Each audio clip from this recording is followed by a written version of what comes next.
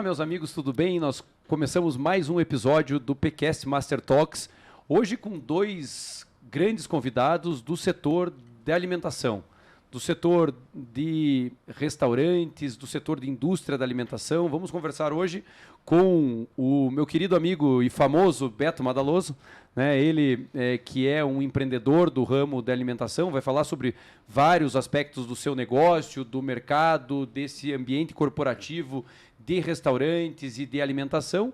E também estamos aqui com o Yanaê Shiram, que é diretora jurídica do Grupo Madeiro e que, portanto, vai nos trazer aqui a visão interna de um negócio, né, que sem sombra de dúvida, um grande negócio de conhecimento nacional e que tem no seu portfólio não só também inúmeros restaurantes, mas indústria e outros setores. Portanto, eu não tenho nenhuma dúvida de que o dia de hoje vai ser um dia bastante proveitoso, o nosso podcast vai ser extraordinário, tendo aqui do meu lado o meu querido sócio CEO do escritório, Eduardo Moura, mais uma vez. Portanto, Eduardo, desde já agradeço a tua participação.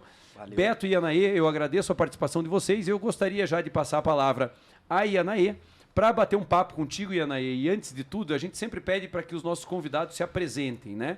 Então a gente está falando hoje, obviamente, do setor de alimentação, mas a tua história certamente precede o setor de alimentação, né? E eu queria entender um pouco, porque boa parte do nosso público são escritórios de advocacia, advogados e outros, né, parceiros do escritório, empresários e etc., que vivem esse mundo corporativo, né? Essa vivência do dia a dia empresarial. Então, você tem muito a nos fornecer nesse dia de hoje de informação. Eu queria entender um pouco da tua história, de como é que você começou, né, no ambiente corporativo e o que te fez chegar até aqui, já te parabenizando, porque é uma história de muito sucesso. Nós temos a oportunidade de trabalhar contigo, temos muita admiração pelo teu trabalho, pela sua figura humana, né? Não só pela diretora jurídica, mas por tudo aquilo que a gente conversa, né, durante a execução de alguns projetos. Portanto, te parabenizar também por essa história e entender um pouco dela nesse momento. Muito obrigado por estar aqui hoje conosco. Obrigada, Pironte. Eu que agradeço aqui o convite. É uma honra realmente estar aqui com vocês. Eduardo, obrigada. Bom, eu me formei, né, no século passado, mas antigamente não existia muito essa questão de jurídico interno de empresa, né? Então as pessoas se formavam e iam para o concurso público ou para trabalhar em escritório. E assim comecei a minha carreira, mas na primeira oportunidade que tive para trabalhar no corporativo, né, dentro de um jurídico de uma empresa, eu descobri realmente a minha vocação, assim. Então, já faz 20 anos que trabalho basicamente em empresas, né, em jurídicos de empresa. Não passei por muitas empresas, fiquei bastante tempo por onde trabalhei.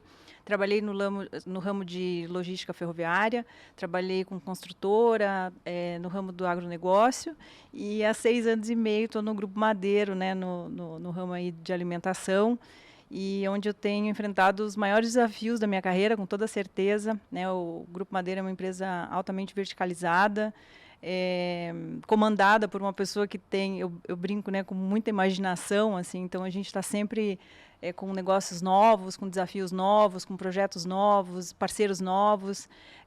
Então tem sido realmente aí um grande desafio. Há 2 anos e meio eu me tornei conselheira do grupo também. O Grupo Madeira é uma empresa de capital aberto, ainda sem ações negociadas na Bolsa, e eu também faço parte do conselho de administração da companhia. Então tem muita coisa, né? Muita coisa acontecendo no dia a dia, mas sem sombra de dúvida, assim, para fins da minha carreira, né, daquilo que eu sonhei para a minha vida, eu acho que eu não poderia ter sido mais feliz quando eu me descobri advogada corporativa.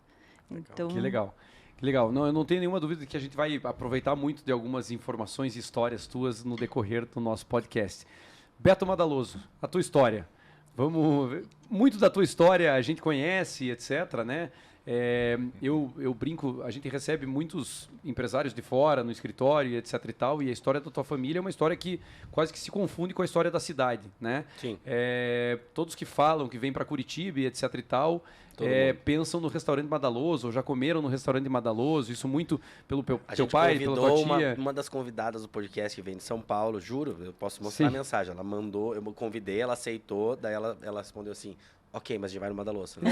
É isso. É ponto turístico, É né? ponto turístico e etc, porque é um restaurante, né, tradicionalíssimo e, obviamente, a história do Grupo Madaloso, ela é importante para você, mas ela não se confunde com a tua. Você, como vários empreendedores, né, desse setor, tem uma história própria, tem os seus negócios próprios e tal. Então, entender um pouco dessa história do Beto Madaloso por detrás desse cenário familiar e tudo, como é que você cresceu nesse meio, né? Então, estão me ouvindo aí?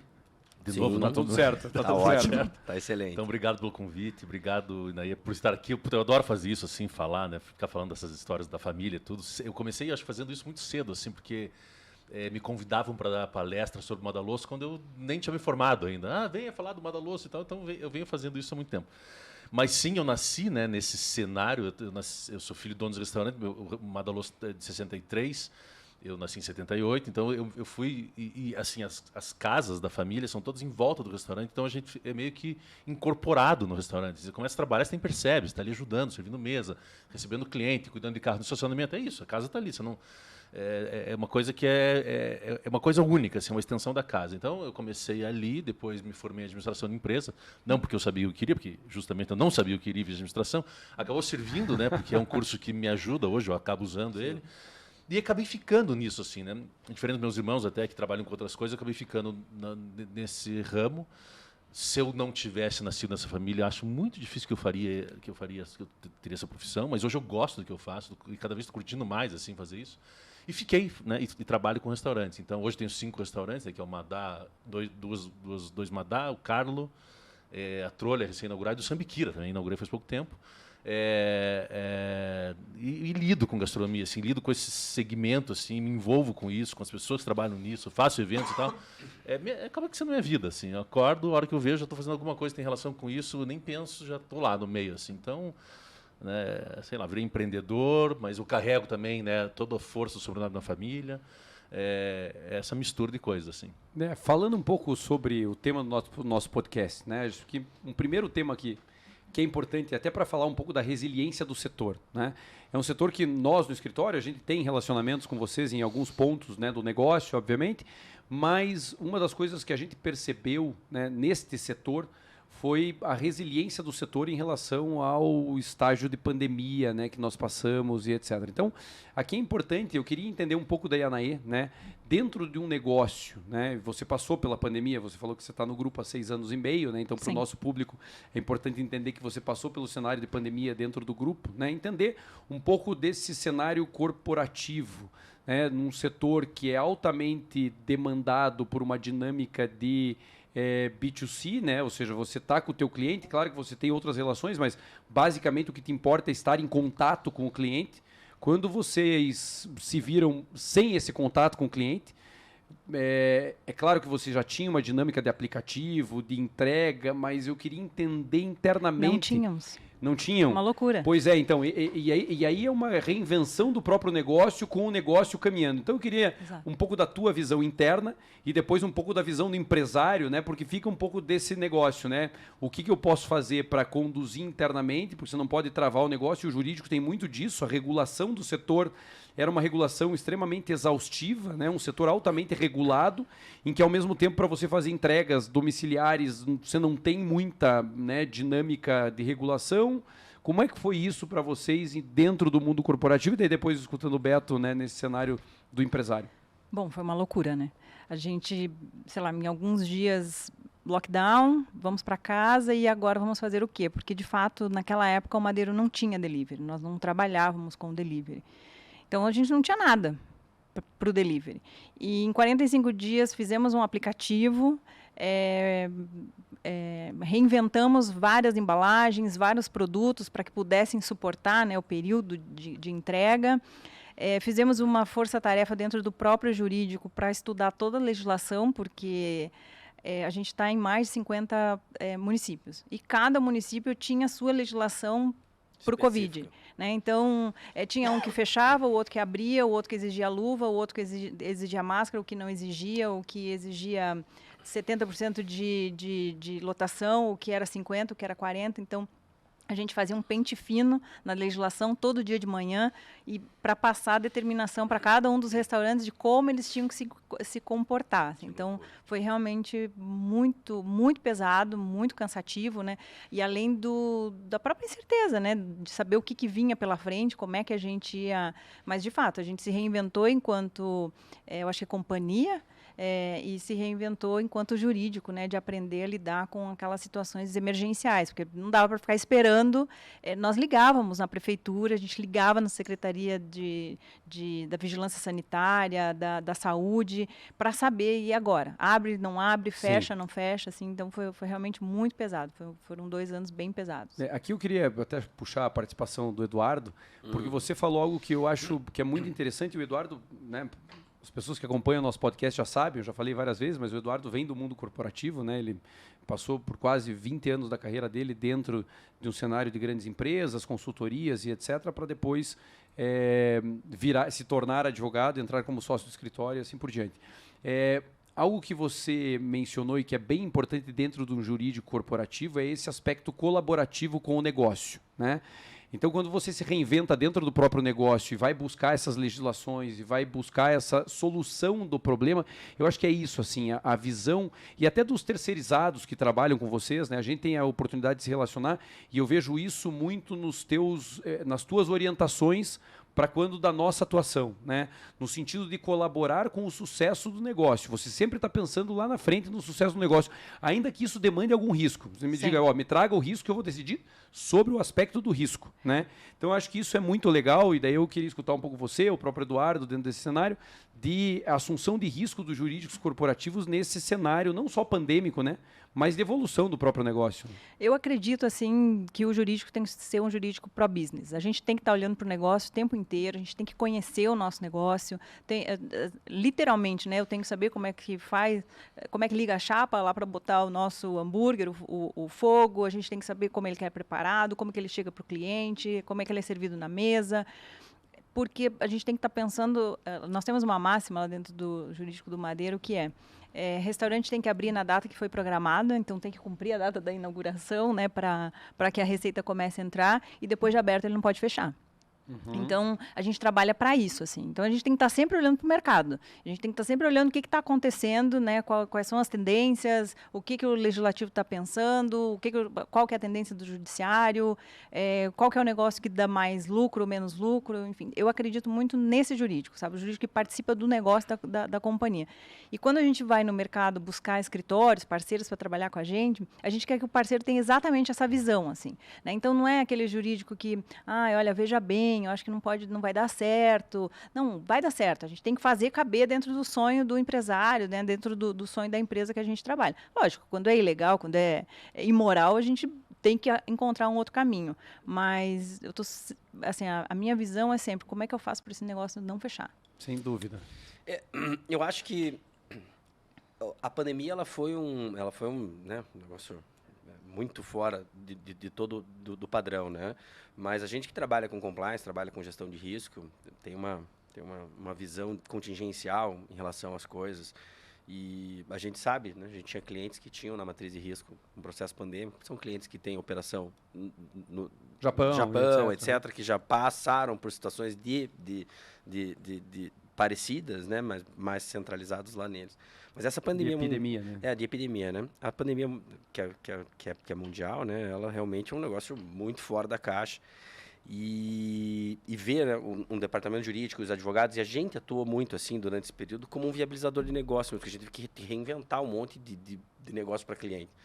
Porque até, né, a gente tem muito cliente que se relaciona com órgãos públicos, com entidades públicas, e como que vai funcionar essa relação, como que eu vou cumprir meu contrato, como que eu vou deixar de cumprir meu contrato. Então, essa figura do advogado viabilizador, que a Nair trouxe, que eu acho que é muito legal, que o departamento jurídico interno tem. Eu, quando era de uma empresa, você vê a empresa, você vê o negócio de um jeito diferente, você tem a questão da cultura empresarial que te faz, né, se imbuir dentro do negócio, essa visão do advogado ou do compliance. Quando eu era compliance, né, eu me envolvia no negócio, eu tinha que saber como é que produzia uma TV, eu tinha que saber tudo, porque se eu não entendesse do negócio, eu não ia conseguir dar sugestão e não ia conseguir ajudar a repensar o negócio dentro do aspecto regulatório, né? Sim. Do aspecto de conformidade. E aí acho que vem um pouco, trazendo a palavra para o Beto agora, eu acho que vem um pouco do olho do dono, assim, né?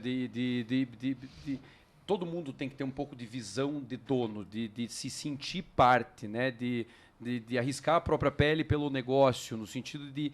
E você fez muito isso na pandemia, né? Eu me lembro lá em casa das lives do tio Beto, né? Os meus 2 filhos eles são apaixonados. Beto deixou a pandemia de muita gente mais feliz. Exato, não tenha dúvida. Os meus filhos são o Beto sabe disso, a gente é amigo pessoal, mas eles são apaixonados pelo Beto. Não tem uma semana que eles não falem do Beto, porque a gente, né, tem um relacionamento próximo e etc. Mas na live do tio Beto, né, a gente lembra, né, de como ele fazia, do que ele trazia e etc. Para não só trazer um pouco de entretenimento, porque muito mais talvez do que o negócio, né, era um pouco movimentar o business, sim, mas era muito mais estar presente na vida das pessoas como você sempre esteve, né? E isso eu acho que é um pouco da tua vivência, da extensão da tua casa, que você saía, estava no restaurante, né? E você é um empreendedor nato, né? Então, trazendo um pouco desse aspecto de empreendedorismo dentro do setor da alimentação, que a Anaí falou do ponto de vista interno, você tem a Tutano, né? Você tem os eventos que você realizava, você tem agora o Sambiquira, que a gente participou da formação do negócio, da discussão do negócio. E em todas as discussões que a gente tem com você, sejam elas jurídicas ou não, você tem uma visão de negócio de longo prazo. Eu acho que esse negócio que a Anaí mencionou, que é tão interessante de o restaurante tem que abrir na data que está prevista para abrir e não pode fechar, é muito daquilo que a gente fala o tempo inteiro contigo e etc, que a gente vê que você está dentro do teu negócio porque você quer o sucesso do teu negócio, mas você não quer só o sucesso do negócio. Eu sou teu amigo de quanto tempo e eu vou lá no Madá e ele me diz, mas estava boa a pizza mesmo? Não, mas me fale a verdade, mas é isso mesmo? Pelo amor de Deus, dá vontade de dizer, não, então tá, você quer ouvir, estava horrível. Não, não é isso. Mas assim, porque ele tá tão preocupado, e eu digo, não, estava boa mesmo, mas estava quente, estava quente, mas estava não sei o quê, mas estava... Então assim, é essa preocupação com o detalhe, né, que eu acho que faz toda a diferença. Então eu queria te ouvir um pouco em relação a isso, não só no processo de pandemia, né, que você teve que se reinventar, a questão da trolha e tudo isso, ou seja, o que você bolou, o que passou pela tua cabeça, mas como você vê também, né, a perpetuação desse setor, assim, no sentido de que ele caminhe cada vez mais próximo, claro, dentro da tua visão de negócio, né? A gente está falando de 2 negócios que são do mesmo segmento, mas que são parece que de um método de trabalho, eles são muito diferentes, assim, apesar de a gente servir a mesma coisa, de ter esse espírito empreendedor, de querer fazer o negócio crescer e tal. Eu ainda sou aquele negócio quase que orgânico, assim. Eu mudo minhas coisas, eu quero uma mudança agora, ela pode acontecer semana que vem. É muito diferente do Madeiro, que uma mudança dessa, a demanda de trabalho, claro que também são eficientes, que eu conheço, acompanho e admiro a eficiência, mas é um negócio com uns 200 e poucos restaurantes, que, cara, precisa pensar nisso, em tantas cidades, todo o processo que isso demanda é muito mais complexo. Eu estou aqui pensando, quando ela falou assim, o negócio da pandemia, que tinha que ler toda a jurisdição de todas as cidades por dia, eu ficava de cabelo em pé e olhar para o meu restaurante e ler isso, um decreto novo. Curitiba. Vai sair daqui 2 semanas. Oh, meu Deus, imagina lá, que era diariamente fazendo isso. Então, a complexidade que às vezes o cliente está ali comendo não tem ideia do que passa por trás. Eu já acho que o cliente tem pouca ideia do que passa por trás do meu negócio, então imagina um negócio do tamanho deles. Então, mesmo mudando, acho que o segmento tem essa separação que eu acho que é até grande, assim, do negócio que é orgânico, pequeno, de um pequeno empresário que está ali todo dia, que nem sabe o que é um departamento jurídico, não sabe, não tem dinheiro para contratar, não tem nada. O cara abre o negócio sem saber que isso existe. A maioria desse segmento, formado por, sei lá, 90% das empresas de gastronomia, quando a gente lembra de marcas, a gente lembra de marca grande, mas se você olhar em volta, quando você vai para os centros, cara, é um do lado do outro, um monte de dono de restaurante que estão ali, que fazem o negócio sem ter a mínima ideia do que está fazendo, né? Procura advogado só quando dá problema. E super vulnerável fica os negócios. Então a gente está falando assim, a resiliência do setor, que eu quero até pegar um pouquinho, no começo você falou da resiliência do setor. Esse setor ele não tem muita resiliência, na verdade. Assim. Eu acho que ele tem uma rápida substituição. Né? As empresas quebram e já entram em outro lugar porque é de fácil entrada e de muito fácil saída. Assim. Os caras não têm caixa, não têm planejamento nenhum. Ninguém tem isso, cara. A maioria não tem formação, a maioria das pessoas que trabalham nesse segmento. Pequeno empresário que está ali não tem. É diferente de uma grande empresa, né? uma rede de negócio, ou até eu hoje já me olho assim, um cara... né, de pequeno para médio, eu estou com 5 restaurantes, não é uma coisa grande que eu faço. Né? Eu sou um boca aberta, né? Eu falo bastante, mas meu negócio não é lá grande. Assim, eu tenho minhas coisinhas que quero crescer ainda. Mas, assim, então eu já me olho já com um pouco mais de lastro para conseguir fazer isso. Assim. Eu tenho até crédito no banco, se eu quiser lá pedir uma grana, e de repente peço para o meu pai. Mas vou lá bater no Madaloso. Mas na verdade, ele é formado por um cara muito pequeno que tem pouquíssima noção de administração. É um cara que sabe cozinhar, acha um pontinho, ou de repente é dentro de casa e tal, começa a fazer alguma coisa, a hora que ele tem um negócio. E para varrer esse cara, uma crise varrer um cara desse, cara, 2 toques. Isso, um monte foi varrido. Não só a pandemia, né? Pelo contrário, uma Não crise só. bem menor. Ou seja, Não só pela pandemia. uma variação econômica, como a Ianaí Pela mencionou. gestão como um todo, Claro. né? Teve uma crise econômica em 2015, né, 2014, 2015, que varreu um monte. Os negócios transformaram completamente de lá para cá. Sim. E essa transformação está aí ainda. Meus negócios já são pensados nesse cenário econômico de crise que vem de 2015 ainda. Os novos que eu estou fazendo já é menor. Então, enfim, então ele elimina um monte, mas de repente entra um monte de novo. Porque assim, o cara, né, uma rescisão aqui, num trabalho de 20 anos de carreira, o cara pega esse dinheiro e põe no negócio de gastronomia, ou é fácil entrar, com pouquíssimo recurso você entra. Mas, enfim, você perguntou outra coisa, eu nem lembro mais. Não, eu estava falando para você contar um pouco dos outros negócios. Aí veio a Trolha, veio o Sambiquira, Então, veio, daí, até falando... tem a Tutano, e tem as outras coisas que você fazia, as lives, ou seja, você as reinventou lives, o teu negócio, né? Na verdade, todo empresário Então, teve que se reinventar. teve que se reinventar. Dentro da sua escala, né? O Madeiro, ele teve que pegar aquele transatlântico e botar na direção Sim. certa, e isso dá um trabalho hercúleo. O empresário também, né? Você também teve que criar novos caminhos para Sim. poder, né? Eu acho, assim, que até a pandemia existiam empresas especializadas em delivery.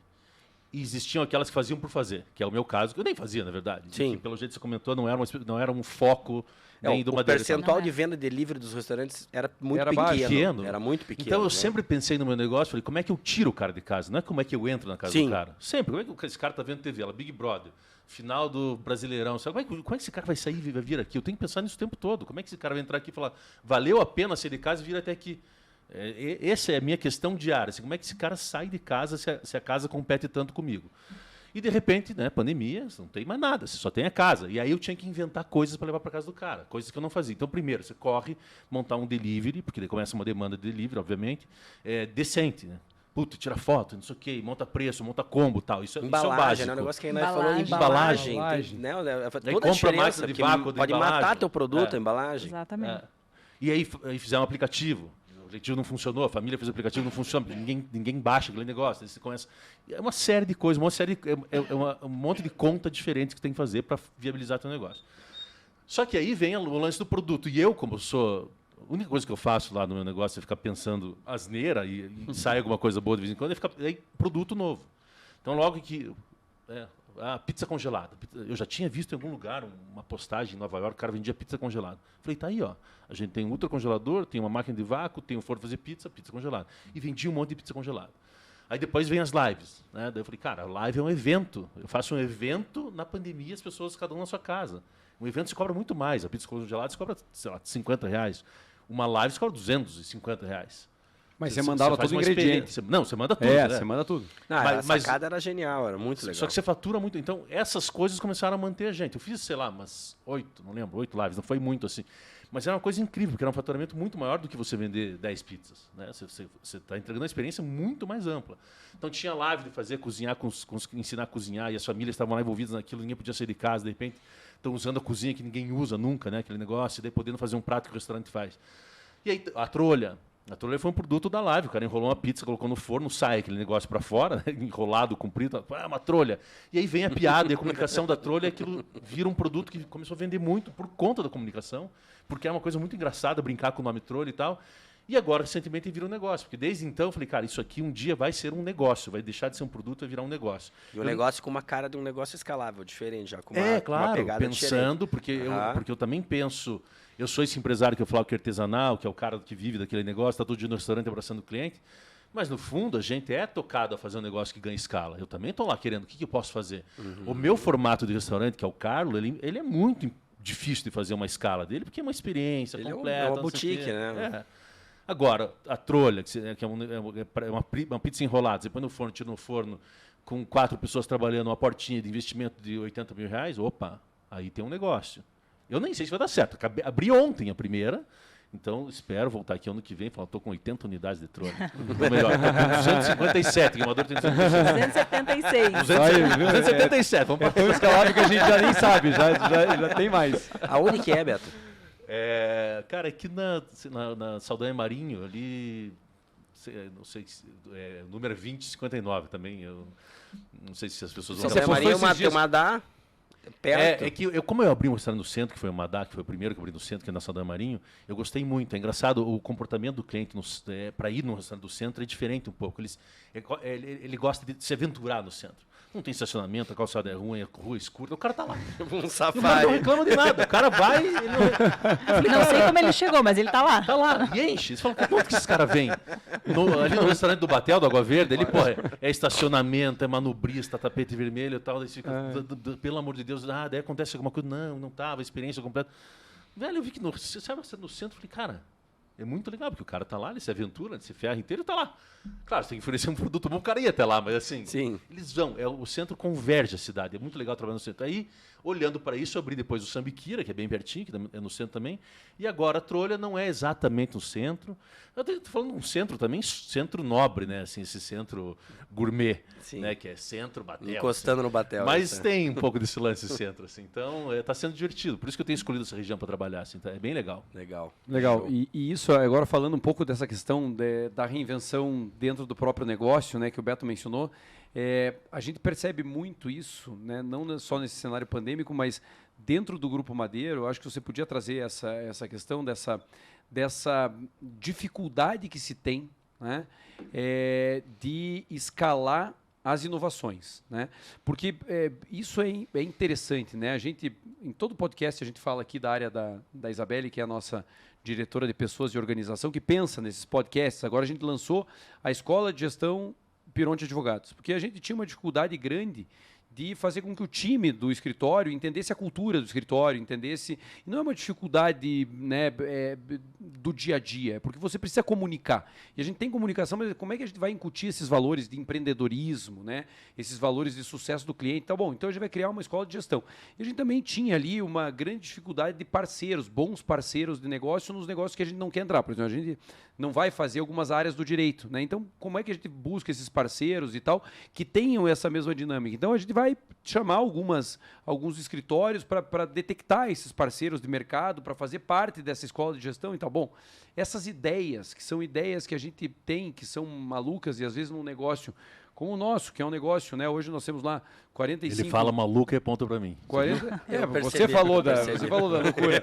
Não, que nós somos 45 colaboradores e tal. É que ele não apontou para ele. Que já é malucas, já é difícil, né? Eu fico pensando hoje, né? Claro, a Anaê hoje coordena, né? Dirige um jurídico interno, que tem vários escritórios colaboradores no Brasil inteiro e etc e tal. A gente fica muito feliz de ser um deles, mas que tem que fazer o negócio acontecer. Então, assim, eu queria entender essa questão da pressão, até para que a gente tem várias pessoas do mundo corporativo que nos assistem, né? Porque são vários setores econômicos que passam por aqui.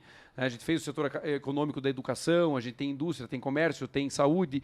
Então, assim, são pressões distintas, né? Como é que você vê essa pressão? Como é que isso está no dia a dia? Porque, ao mesmo tempo, eu fico pensando assim, né? Falei da Isa, né? Fico pensando, eu e o Eduardo, a gente discute alguma coisa na minha sala, traz para o comitê de gestão e vamos fazer. Só que o vamos fazer até acontecer... Tem uma dinâmica, esses dias até a Isa falou para mim, Piroche, calma, deixa eu te explicar uma coisa. É legal você levar uma ideia na reunião. Super mas disruptivo. Quando você super disruptivo e tal, eu acho extraordinário esse pensamento. Mas quando cai no comitê de gestão do escritório, cai como uma bomba para resolver a ideia. A minha equipe tem que rebolar para entregar. Então, assim... E para ontem, né? Porque Isso, geralmente então, o empresário quer tudo para ontem. Mas ideia boa tem que acontecer rápido. Como é que você lida com essa comunicação eficaz, né? Porque, claro, o Beto estava mencionando o negócio dele, né? Que é um negócio muito mais próximo do nosso ali, que é um negócio mais, né, enxuto no sentido da decisão estar mais próxima das pessoas, mas isso num jurídico corporativo como o do Madeiro, né? Em que você tem que fazer acontecer uma decisão do board, né? E etc e tal, e o quanto antes, né, essa pressão, essa... Outra coisa também bem interessante que eu queria te ouvir, a questão do entendimento do poder judiciário, né? Nós temos algumas demandas, né, em conjunto tal, que, claro, é fácil eu explicar para você a tese, a gente elaborar junto, pensar, mas e daí? Como é que você faz com que o empresário entenda que o tempo do negócio não é o mesmo tempo do judiciário, às vezes não é o mesmo tempo do órgão público que está decidindo uma demanda administrativa? Como é que você lida com esses interesses internos? Difícil, A né? vida do empresário e do judiciário é um multiverso. Isso. Eles não se encontram. É bem isso. Sem dúvida. O meu diretor vive dizendo para mim, você sempre me diz que quando eu entro com a ação, eu tenho que esperar anos. E quando a outra parte entra com a ação contra mim, rapidinho eu tenho que pagar. Essa é a visão. É a visão do empresário, né? Do tipo que o judiciário nunca está a meu favor, está sempre contra, e o tempo está sempre andando contra ele, assim. É difícil, né? Eu sou um pouco suspeita para falar porque eu gosto da pressão. Eu gosto desse dia a dia, eu gosto dessa adrenalina, eu gosto da correria. Mas é complicado, é difícil, porque às vezes você tem que lidar com o tempo, né? Não é todo projeto que você joga na mesa e ele se torna realidade com um estralar de dedos. Eu sou eu acredito muito na educação. Assim, eu acredito muito no treinamento, né? Então, eu tenho um ditado que eu sempre digo, água mole em pedra dura, né? Então, eu acho que a gente tem que insistir. Nós temos hoje 7.000 funcionários. Obviamente que eu não tem uma relação direta com esses 7.000, né? Mas a gente faz muito treinamento. Então, quando a gente quer implementar uma política nova, quando a gente quer implementar uma metodologia nova, um sistema novo, né? Um modus operandi novo, a gente vai para treinamento. Então, a gente hoje, graças a Deus, por conta até da pandemia, né? Isso facilitou muito a vida da gente, que é essas reuniões online, tudo, né, virtual. Isso acabou dando uma celeridade e aumentou ainda mais essa demanda de prazo, né? Mas, por outro lado, ela nos abriu aí um leque de você estar mais perto das pessoas de uma maneira muito mais rápida. Então, eu acho que treinamento, capacitação, essa tua escola de gestão fantástica, porque é isso, né? Isso, você tem que capacitar as pessoas, você tem que ensiná-las a gostar do teu negócio tanto quanto você gosta dele, né? E você só faz isso sendo transparente, ensinando as pessoas o objetivo daquilo. A pessoa precisa saber pelo que ela está trabalhando. Ela precisa saber qual é a bandeira que ela está carregando e onde é que isso vai dar lá no futuro, né? Não é simplesmente produzir uma boa comida ou servir né, o cliente de uma maneira satisfatória, mas o que isso vai gerar, né? Qual é a riqueza que isso vai gerar, não só no caixa, mas em você mesmo, no teu trabalho, no teu dia a dia. Então, acredito muito nisso, assim, no treinamento, na capacitação das pessoas, e eu acho que, acima de tudo, numa conversa franca, né? Eu tenho uma conversa franca com os meus superiores, né? Do tipo, olha, isso está errado, não vai dar certo. Ou isso está certo. Às vezes é difícil, né? Explicar que o trânsito em julgado em ações tributárias agora não é mais o trânsito em julgado. Às vezes é difícil, né? Explique. Eu não tenho jurídico interno e gostaria de entender. Como explica, né? Como explica? Então, Sim. tem umas coisas que são muito difíceis no dia a dia, né? Para a gente explicar isso. Mas eu acho que a gente tem que ser transparente. A gente tem que ser transparente quando a gente está trazendo más notícias e quando a gente está trazendo boas notícias. Mas eu acho que, em linhas gerais, é isso. É capacitar as pessoas que trabalham com a gente. E tem uma questão interessante. E aí eu quero te fazer uma pergunta. Porque um dia eu escutei... acho que até já compartilhei contigo, Eduardo, isso. Não sei se... e o Beto vai achar interessante essa ideia. Porque a gente atende o universo corporativo há muito tempo, né? Inclusive o universo corporativo, do ponto de vista da gestão dos jurídicos, tem uma participação feminina muito grande, né? A gente gosta muito de trabalhar, né, com as mulheres que dirigem esse setor. E uma dessas grandes gestoras jurídicas que eu admiro profundamente, até hoje a gente se relaciona profissionalmente e tal, e tem vários projetos com eles, por uma questão ética, não vou mencionar o nome. A gente estava discutindo uma questão complexa, dessas que são difíceis de fazer, o empresário entender e etc. E eu até brinquei, eu falei, olha, as questões mais simples você não traz para o escritório, você só traz essas bombas, né? Brinquei. E ela falou assim, Pironte, deixa eu te explicar por quê. Porque se eu internalizo essas bombas, é muito mais difícil eu descontinuar um funcionário do que eu descontinuar um escritório. Né? Então, assim, é uma visão assustadora de transferência de risco, mas que é muito legal, assim, do ponto de vista de visão da área, assim, né?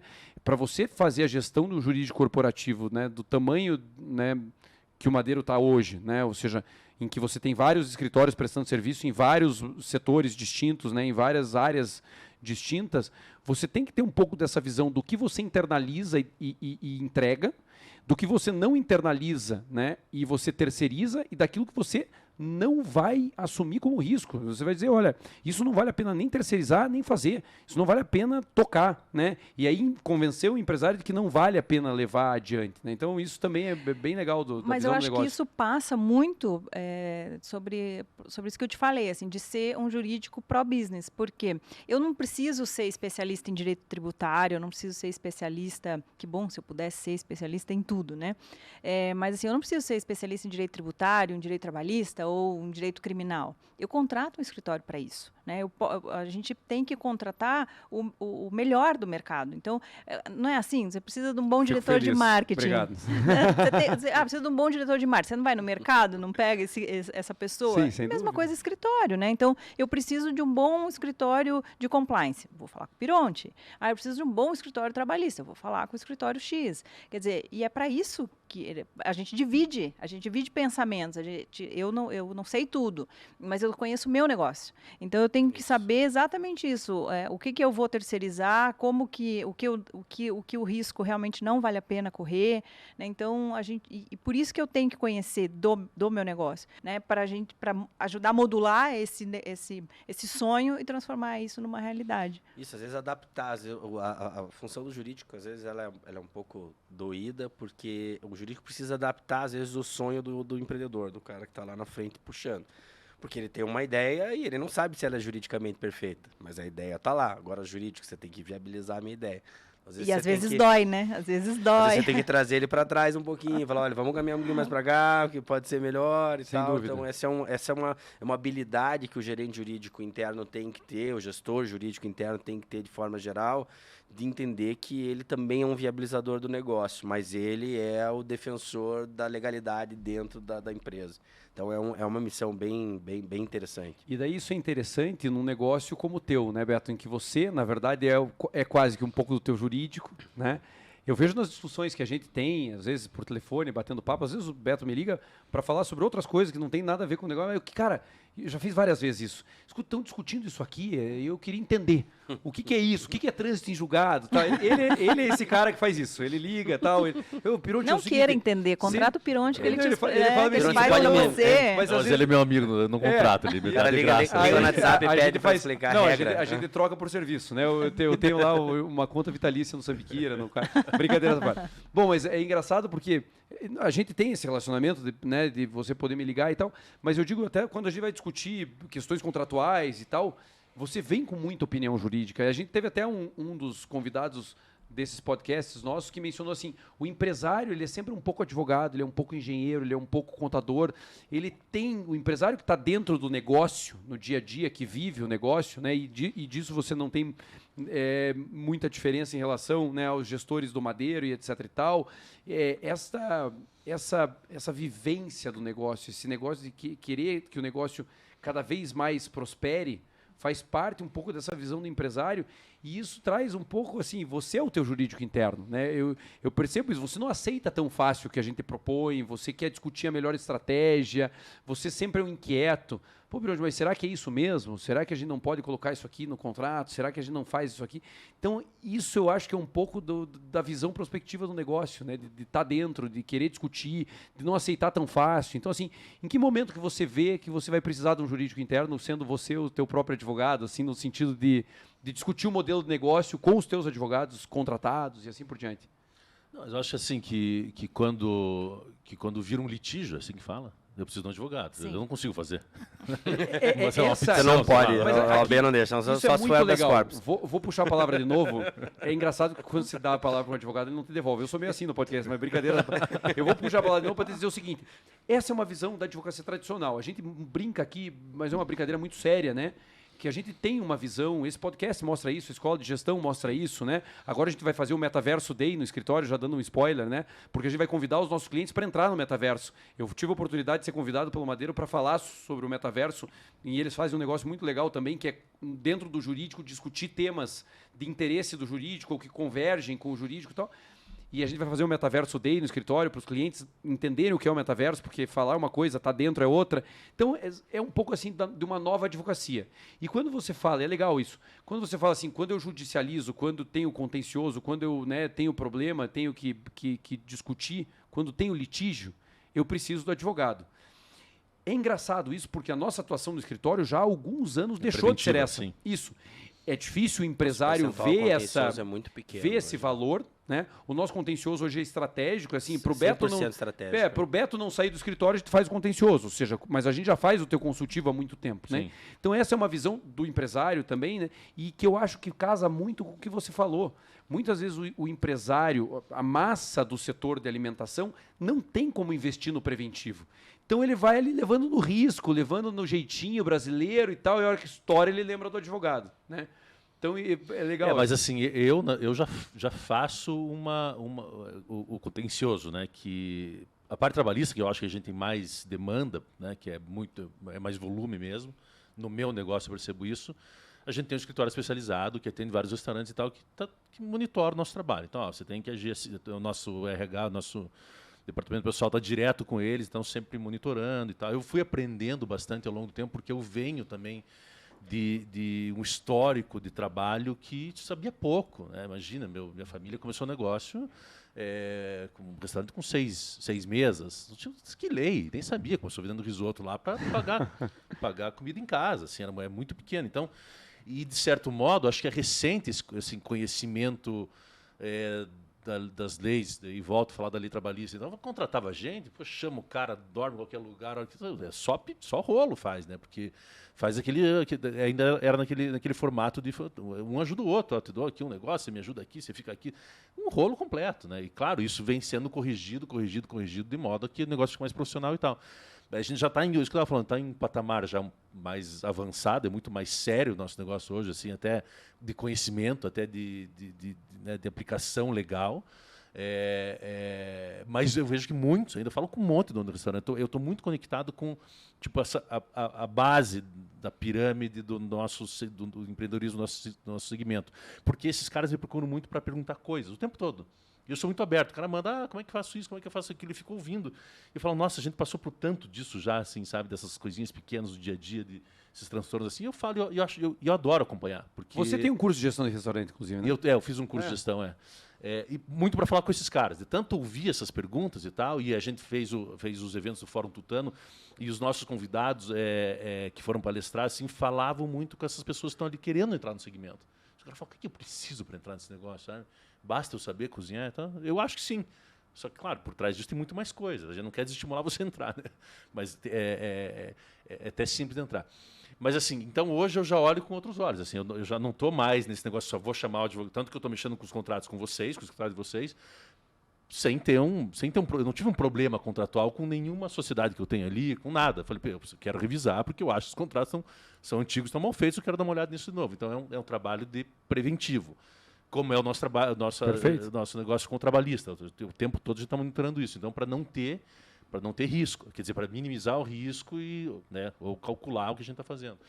Então, mas é da minha cabeça e do histórico, porque assim, a gente tinha ação trabalhista bastante, e tal, por conta de desconhecimento. Né? Então, é aquilo. O cara não sabe o que está fazendo, vai desse jeito aqui, toda hora que vê, oh, meu Deus, sabe? É um pouco de tentativa e erro, né? Mas é um pouco de amadurecimento também, né? Eu acho também, que o empresário, de um modo geral, eu brinquei aqui no começo, né, que quando eu me formei não existia jurídico corporativo, não existia mesmo. As empresas contratavam o escritório quando tinha um litígio, né? E de resto faziam internamente. Era o contador que fazia o contrato, era o contador que fazia o alvará, se é que fazia. Trabalhar no RH. Exato, o RH que cuidava ali da contratação e assim ia. Então, esse jurídico corporativo, ele é muito recente, né? E o pequeno empresário, quem está começando, de fato, é um dinheiro alto para se investir, né? Mas, particularmente, eu, quando conheço empresas, e às vezes a gente, né, contrata e faz algum tipo de contrato com alguma empresa que não é necessariamente pequena, que não tem um jurídico, eu fico apavorada. Falei, como é que vai para frente? Né? Como é que consegue? Como é que dorme tranquilo, né? Sim. Porque é muita coisa, né? A gente vive num país que tem, assim, lei para tudo, né? Dúvida. Todo dia tem uma lei nova que você não tem conhecimento. Uma coisa que eu queria escutar de vocês, assim, porque eu admiro muito a atividade de ambos os grupos, né? Tanto do Grupo Madaloso, e aí falando de você especificamente, né? Porque, obviamente, como eu disse, não se confunde com o grupo, mas tem essa vertente, essa veia do teu pai. Eu me lembro quando você fala ali, a gente começou vendendo risoto para pagar conta e etc. Cara, é bem verdade, porque meu sogro é amigo, né? Meu sogro faleceu, mas ele era amigo do teu pai de longa data, e ele me dizia, olha, quando o Carlos via que o restaurante não estava cheio, ele ligava para os amigos e dizia, ó, moçada, vocês precisam vir comer aqui hoje, porque senão não tem... Então, assim, é um pouco disso do empresário, assim, de olhar o negócio e falar, eu vou convidar, né, os meus amigos, porque é nessa hora que eu preciso de amigo, para pagar a conta de amanhã. Então, é um pouco disso, assim, de viver o negócio, de ter a visão, então eu admiro muito a tua família, você, admiro muito o Júnior e toda a estrutura do Grupo Madeiro e etc, como empresários, né, que são, e aí eu acho que isso é um pouco né, de que você tem uma estrutura matricial que é colaborativa, sempre no mesmo intuito, então eu vejo isso muito em você também, essa veia empreendedora, dentro do jurídico, né? A gente diz, como é que o jurídico pode ser empreendedor? Mas quando eu converso com a Yanaí, né, eu percebo que eu estou conversando um pouco com o Júnior, um pouco com o Rafael, um pouco com o Ariel, e assim, a gente, né, sente essa sinergia. Dentro disso, o que vocês veem, se é que vocês veem, de alguma forma, uma prospecção, né? Porque isso a gente discute muito lá, eu e o Eduardo, a gente tem muita sinergia com o nosso time de comitê de gestão, então a gente discute isso na advocacia, onde a gente, né, como a gente vê o nosso negócio nos próximos anos, né? E a Anaí já me trouxe lá para falar sobre metaverso, será que isso vai inteligência artificial dentro do negócio? A gente já está pensando nisso para ver a advocacia do futuro. Como é que vocês veem o setor de vocês dentro de cada uma das realidades? Claro que você vê expansão, né? E você também, mas assim, dentro desse cenário, né, que se apresenta para o futuro, com novas tecnologias, vocês, né, vocês têm pensado nisso, não tem? O planejamento de vocês prevê de alguma forma isso? Ou você ainda está preocupado em ali, né, nas questões de fazer o negócio, né, no centro e tal? Porque isso é uma visão do próprio modelo de negócio do empresário. Às vezes não faz sentido estar no metaverso, né? Como a gente conversou. Às vezes não faz sentido estar no metaverso. Às vezes não faz sentido você ter um menu diferente e tal. Faz mais sentido você atender o teu público dentro daquela realidade. Então eu queria escutar vocês assim nesse cenário. Você falou que não falava, você fala bem pra caramba. Eu falo bastante. É que a advogada, quando você passa a palavra para a advogada, ela tende a não ter... Bom, vou falar assim, dentro da minha área, né, e da empresa que eu trabalho. Eu acho que hoje tecnologia é um caminho sem volta, né? Você precisa estar inserido nesse contexto. Eu sou uma pessoa altamente analógica, assim. Eu tenho uma certa dificuldade para lidar com a tecnologia, mas é imprescindível. Assim, eu acho que para nossos controles, para nossa gestão, então ao longo desses 6 anos e meio que eu estou lá no Grupo Madeira, a gente vem colocando tecnologia em várias coisas, assim, vários, né? Desde o fluxo de aprovação de contrato, aprovação de conta, gestão de contencioso. Hoje a gente tem dashboard com todos os nossos indicadores. Então a gente e para mostrar justamente para a companhia onde é que está, né, o gargalo da área, qual é o cliente interno que nos faz perder mais tempo ou menos tempo, porque a gente precisa dar suporte para a companhia para ela continuar crescendo. Então, assim como o próprio Grupo Madeiro, né, cada vez mais a gente vem, enquanto companhia, investindo em tecnologia. Então, hoje a gente tem a Cozinha Central lá em Ponta Grossa, que é responsável pela distribuição de todos os produtos consumidos no restaurante. Que é extraordinária, inclusive. E é altamente automatizada. Ela foi sendo automatizada ao longo dos anos. Aí, a gente tem uma câmara robotizada assim, extraordinária, né? Então, eu acho que a tecnologia hoje veio para agregar, né? Veio para trazer facilidade para o empresário, para o setor jurídico, obviamente. Então, eu acho que a gente é um caminho sem volta. A gente tem que cada vez mais se especializar e ir buscando, né, como aplicar isso dentro de casa. Perfeito.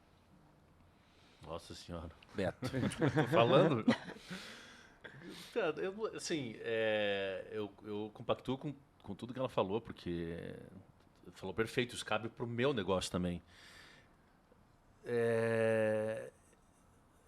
Você falou uma outra coisa, assim, de pensar no longo prazo e tal. Eu não tenho muito pensado no longo prazo, engraçado isso, né? Porque eu acho que a gente é muito treinado, assim, né? Quando a gente fala assim, 5, 10 anos. Você daqui 5, 10 anos.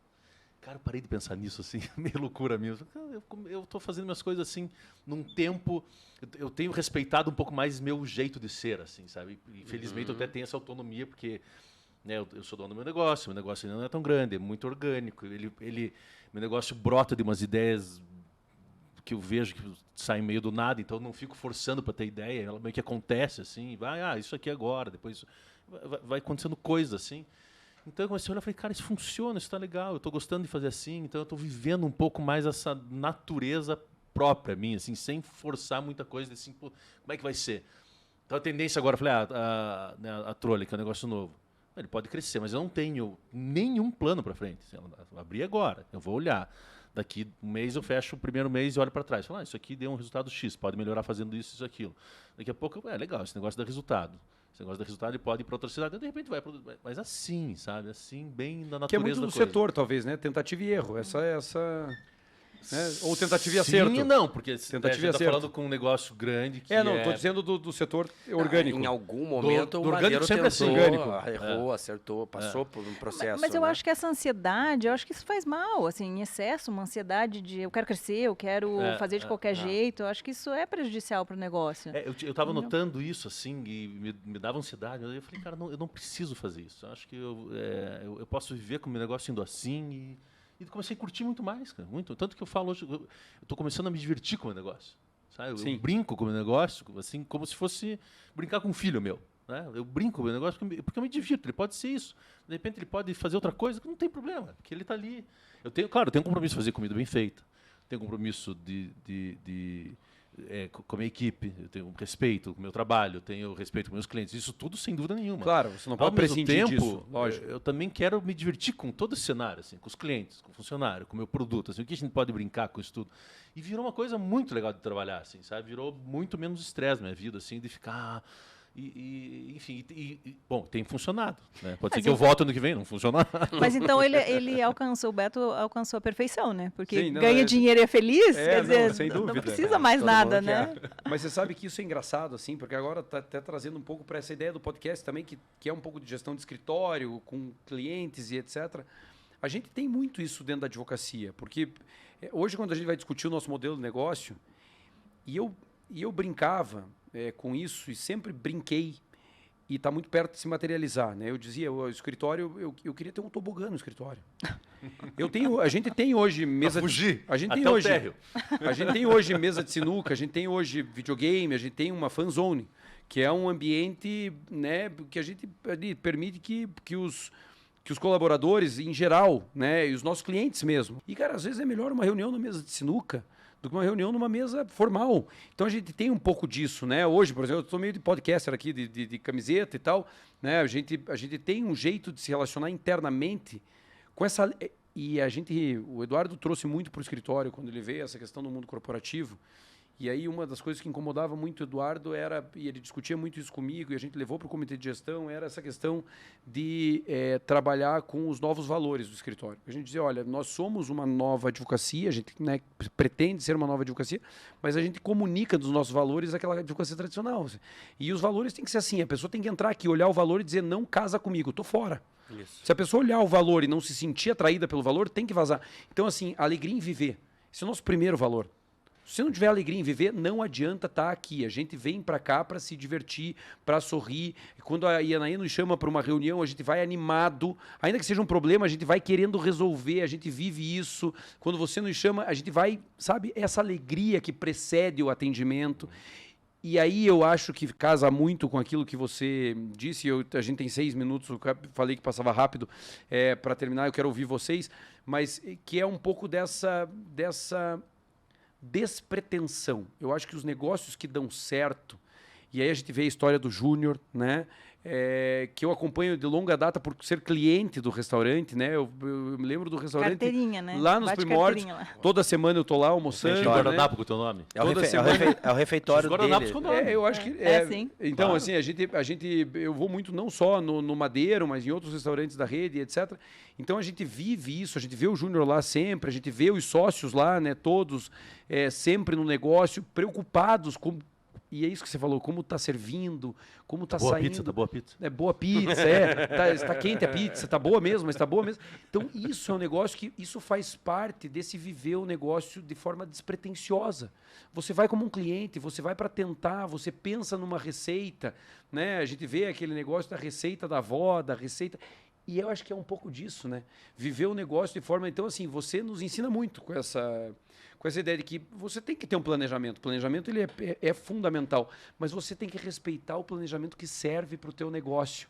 Não tem uma receita pronta. Não tem Para o uma... empreendedor, de forma geral, também, né? Entender a realidade do empreendedor. Tem empreendedor que vai satisfazer de uma forma, que é feliz trabalhando de uma forma, né? Às Claro, vezes, tem cara né? que não quer crescer. Isso. Não quer. Faz o E negócio, eu não quero crescer. Não, e o atendimento ao público, né? Você tem que gostar disso, né? Eu acho que, bom, o Beto pode falar melhor que eu, assim, mas eu acho que precisa gostar, né? Ter prazer em atender o cliente, que o cliente saia dali satisfeito, né? Que tenha tido a melhor experiência que ele poderia ter tido fora de casa. Tem um lance de servir, assim, né, porque eu não sei se me colocaram muito na cabeça isso, eu nasci vivendo e vivendo isso, tá? Mas eu quando saio assim, vou passar final de semana em chácara, ou carnaval, sei lá, assim, eu ia ficava cozinhando, ficava, sabe, ficava meio querendo servir, assim. Eu não consigo sentar, relaxar, tomar um negócio, ficar lá batendo papo por 3 horas, eu não a não ser no podcast, mas eu não consigo, cara, eu fico servindo, eu fico o tempo todo assim, querendo estar fazendo alguma coisa, assim. Uma coisa muito louca, assim, e é uma coisa da essência do servir, assim, você querer atender de alguma maneira e tal. E no dia a dia do restaurante é assim, né? Eu tô lá e tô olhando o tempo todo. Eu vou em outros restaurantes, o cara levanta a mão num canto, eu, garçom, pelo amor de Deus, o cara chamando lá, né? O restaurante que não é meu. E fico atendendo no restaurante que não é meu. Então, é muito isso, cara. Só que Sem é um dúvida. cérebro já meio treinado. Não tô nem achando que é muito bom. Assim, ele é tão... Tá adestrado. Treinado de pra servir. isso, cara. Você vê um cara num outro restaurante olhando, né, olhando assim, o cara nem levanta a mão, já tô lá nervoso, o cara tá olhando tentando chamar alguém. Daí a Júlia fala assim, sente de costas, pelo amor de Deus. Sem dúvida. Não, muito legal. Bom, eu acho que a gente chega, temos 3 minutos, então, para agradecer vocês pela gentileza do aceito do convite. Foi, sem sombra de dúvida, um podcast muito divertido, tranquilo. A gente mencionava que, infelizmente, os podcasts eles começam e a hora que a gente vê, ele acaba, né? Então, agradecer mais uma vez a gentileza, ao Eduardo de novo, né, meu sócio parceiro, e a todo mundo do escritório que fez isso, ao nosso comitê de gestão, aos nossos sócios, a Isa, a todo o time da Isa, pela oportunidade de estar mais uma vez nesse podcast. A Yanaê, é uma grande alegria participar, né, de alguma forma do crescimento do grupo, então agradecer a confiança, a oportunidade que nos dá, ao Beto, né? Eu vou passar a palavra para vocês, obviamente, mas só para agradecer, porque daí A gente espera que sim, né, Beto? minha participação final. Vamos ver se ele consegue. Minha participação final. Então, eu te agradeço mais uma vez a gentileza, a amizade, né? E essa foi, sem dúvida, uma grande alegria. Eduardo, eu passo a palavra para você e depois a vocês dois, né, para as palavras finais, né, com o meu agradecimento de verdade, de coração, pela oportunidade e em nome de todo o nosso escritório. Bom, eu também queria agradecer muito, né? Foi um papo muito legal com 2 pessoas que entendem do que estão falando, isso é muito legal. Bom, o Beto, figuraça, que a gente acompanha aí há um bom tempo, um cara super inteligente, sagaz, e né, que provoca, e acho que isso é muito legal. A Inaê, é um prazer te conhecer pessoalmente, acho que a gente já interagiu por e-mail, mas... pessoalmente a primeira vez, e assim, ver, né, que de fato você representa bastante o que é o grupo, né, o Grupo Madeiro. E aqui eu acho que eu queria finalizar o meu raciocínio com essa linha de pensamento. A gente tem aqui, né, o Beto, querendo ou não, né, Madaloso, que é um nome que representa bastante a nossa cidade, e o Madeiro também, né, representa muito a nossa cidade. A gente tem bastante orgulho de dizer que o Madeiro é de Curitiba. Eu tenho família, a minha esposa é carioca, veio a família dela para cá, eu levei eles lá no Prime, falei, esse aqui foi o primeiro Madeiro. Eu pensei, cara, pô, tirar foto no primeiro Madeiro, cara. Pô. Pra gente é mais comum, porque a gente é daqui, né? Mas para quem é de fora, né, o Madeiro, pô, o Madeiro é de Curitiba, meu, Madeiro é de Curitiba. Né? E o Madaloso, pô, eu lembro do Faustão falando na entrevista, vocês são de Curitiba, conhece o restaurante Madaloso? Pô. Então, assim, é muito legal a gente ter vivido esse momento aqui. Eu queria agradecer muito aí pela entrega e pelas Eu lembro que o Júnior uma vez falou para mim assim, Eu queria ter um negócio que fosse do tamanho do Madalô, só onde que o cara tava. Mas começou devagarinho, né? Sem Foi indo dúvidas. devagarinho, começou lá atrás, enfim, e foi insistente, né? Foi persistente. Eu tenho uma admiração muito grande pelo Júnior, assim, primeiro pela capacidade dele de se reinventar todo dia. E pela capacidade dele assim de persistir, assim. Ele é um aficionado por qualidade e ele ensina isso para a gente, ele passa isso para a gente acaba levando isso para o nosso dia a dia e para o nosso setor e para a nossa área, né? Mas queria agradecer, achei muito bacana a iniciativa. Eu acho que assim você não podia ter sido mais feliz nesse projeto. Acho que realmente vai ser um divisor de águas aí para vocês. Obrigada pelo convite, obrigada pela tarde, obrigada, Beto, aí, por ter dividido a cadeira aqui comigo. Eu confesso que eu estava nervosa, porque não é fácil dividir aqui a bancada com o Beto, mas foi muito bacana. Obrigada. Eles são humildes, né? Fala assim. Ela começou a falar, eu falei, meu Deus do céu, cara, onde é que eu tô? Não, também agradeço. Tem uma coisa que você falou no final ali, Rodrigo, que o atendimento de vocês, eu sinto muito isso lá, cara. Assim, do Eduardo, assim, né? Que a gente já conversou bastante. Né? Em mim não. Não, você eu amo de graça, você já falou. É um Você nível de graça, acima. Você tá pedindo. É um nível acima. Mas, não, legal. Gostei muito de participar. Gosto desse bate-papo. Um prazer te conhecer também. Assim, sempre fico sabendo um pouco mais do trabalho de vocês, acho bacana. E é isso. Precisando, a gente está à disposição. Legal, maravilha. E você que nos acompanha, aguarde o nosso próximo PQS Master Talks, que eu não tenho nenhuma dúvida, vai ser um grande episódio, como foi o episódio de hoje. Até a próxima, se Deus quiser. Valeu. Legal.